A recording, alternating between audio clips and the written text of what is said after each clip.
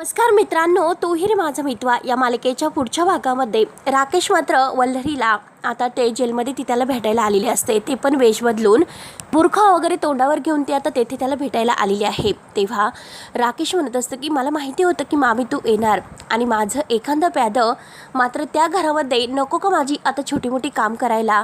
त्यावरती वल्लरी चिडते। वल्लरी म्हणते की हे बघ, मी मात्र कुणाची काम करायला त्या घरात नाही आणि तू उदयकांत दोघं मिळून ईश्वरीला जो मारण्याचा प्लॅन करत होता तो व्हिडिओ तुला हवा आहे आणि त्या व्हिडिओमुळे तुझा बीपी वाढलेला आहे हे मला माहिती आहे। म्हणून राकेश वल्लरीवर हसत असतो। हे बघ, आता मात्र अर्णव ईश्वरीचा बँड वाजवल्याशिवाय मी काही शांत बसणार नाही, कारण राकेशला अजून त्याची बरीचशी कामं करायची आहेत। नाहीतर तेव्हा लगेच वल्लरी विचारते की नाहीतर काय। राकेश म्हणतो की जेलमध्ये आहे म्हणून विचारा होईल असं तुला वाटलं असेल। माझं पॅकेट रेडीच आहे, त्यामध्ये मी एक छोटंसं मात्र पेन ड्राईव्ह टाकणार आहे आणि त्या पेन ड्राईव्ह मध्ये नक्की काय आहे हे तर तुला माहितीच आहे। तेवढी तर तू हुशार आहेस आणि त्यावर पत्ता मात्र तुमच्या घरचा असेल आणि ते तुमच्या घरापर्यंत येऊन पोहोचेल। हे बघ मामी, अरे तुरेवर आलो, परंतु आता एकमेकांना एकमेकांची खरी लायकी कळालीच आहे, तर कशाला आता हो तू करायचं, अरे तुरे केलं तर चालेल। हे बघ, आता घरी जा, घरी गेल्यानंतर माझ्या ऑफरचा चांगला शांतपणे विचार कर, इथे विचार करू नकोस आणि त्या अर्णव ईश्वरीला सांग की उद्याचा दिवस खूप खास आहे।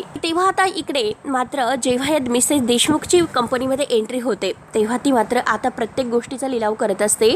म्हणजे सात्विकाची जे काही नावाची जे काही प्रत्येक वस्तू आहे तर ती तिला त्या कंपनीमध्ये नको असते, म्हणून ती मात्र आता पहिल्या गोष्टीपासून म्हणजे सुरुवात करते की ही सात्विकाची शिलाई मशीन यापासून मात्र आता आपण सामान बाहेर फेकून देऊया। तेव्हा ईश्वरी मात्र तिचा हात धरते तर अर्णव म्हणतो माझ्या आईच्या मशीनला हात लावण्याची हिंमत कशी झाली, माझ्या आईचं अस्तित्व आहे ते। तेव्हा मिसेस देशमुख म्हणते की हो तेच तर पुसायचं म्हणते, तुझ्या आईच्या नावाची असणारी कंपनी आणि तिचं नाव हेच तर मला पुसायचं आहे। अर्णव आता राकेशकडे जेलमध्ये येतो आणि त्याला धमकावत असतो, तर राकेश म्हणतो की अरे खरा गेम तर आत्ता सुरू झालेला आहे। अर्णव म्हणतो की हो ती माझी कंपनी आहे आणि मी बघू काय करतो तू, म्हणून अर्णवने राकेशला चांगलं धमकावलेलं असतं। तेव्हा मित्रांनो, आता पुढे नक्की काय होईल हे बघायला विसरू नका। तोपर्यंत धन्यवाद।